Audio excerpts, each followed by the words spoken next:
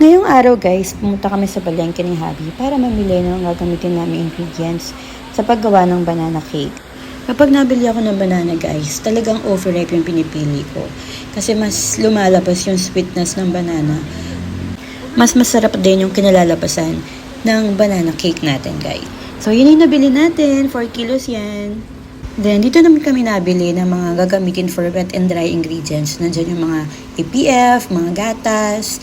And ang ginagamit ko usually na mantika is canola oil talaga. Kasi mas malambot yung bread kapag yun ang ginamit natin. Then yan, sukal yan. Ang gagamitin natin is white and brown sugar. So yan, 2 kilos ang binili ko na APF. Then ito na yung mga 2 batches ko ng mga dry ingredients. Pinaghalo-halo ko na dyan. Lahat, flour, cinnamon, salt. Yan. And ito na yung mga first batch ng bananas na minash natin. Kasi 16 solo loaves ang gagawin natin ngayon. And then ito na ang ating finished product. Special banana loaf with dark chocolate chips and walnuts. 220 pesos lang.